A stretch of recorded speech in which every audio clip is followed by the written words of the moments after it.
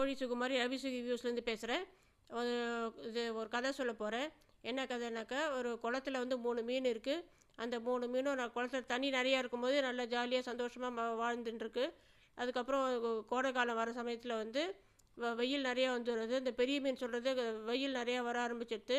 வெயில் காலம் வந்துடுது. நம்ம வந்து இந்த வாய்க்கால் வழியாக ஆறுக்கு போயிடலாம். ஆறுக்கு போயினாக்கா அங்கே நிறைய தண்ணி இருக்கும். ஆறு வந்து எப்போவுமே வற்றாது, நம்ம அங்கே போயிடலான்னு சொல்லும். ஆனால் அந்த 2 சின்ன மீனும் வந்து கேட்காது. இல்லை நம்ம இங்கேயே இருக்கலாம், மழை வந்துடும், நம்ம மழை வந்துடும், தண்ணி ஜாஸ்தியாக போயிடும் அப்படின்ட்டு அது ரொம்ப இதுவாக சொல்லிட்டு வராது. சரின்னு சொல்லிட்டு இந்த பெரிய மீன் வந்து சரி நான் வந்து போகிறேன்னு சொல்லிட்டு அது பெரிய மீன் வந்து ஆற்றுக்கு போயிடும். அதுக்கப்புறம் வந்து 2 சின்ன மீனும் கஷ்டப்படும். அதுக்கப்புறம் ஐயோ அவ பேச்சு கேட்காம போயிட்டுமே, பெரிய மீன் பேச்சை கேட்காம போயிட்டுமேன்ட்டு அதை என்ன பண்ணும், ஒருத்த வந்து தூண்டில் போடுவான் அந்த குளத்துல. தண்ணி கொஞ்சம் கம்மியான உடனே டப்புக்குன்னு இந்த மீன் மாட்டிக்கும்.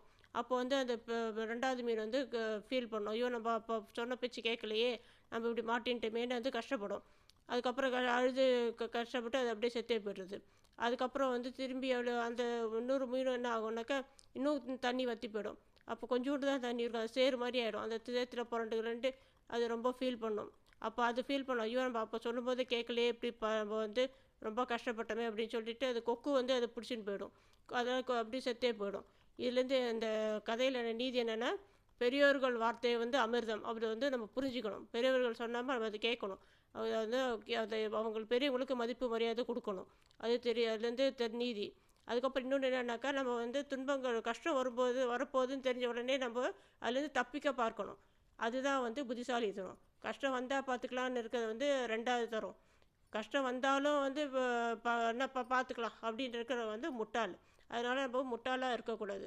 முடிஞ்ச வரைக்கும் எல்லோரும் புத்திசாலியாக இருக்க பார்க்கணும். இதுதான் இந்த கதையோட நீதி. நன்றி, வணக்கம். இது முடிஞ்சால் சப்ஸ்கிரைப் பண்ணுங்கள், ஷேர் பண்ணுங்கள்.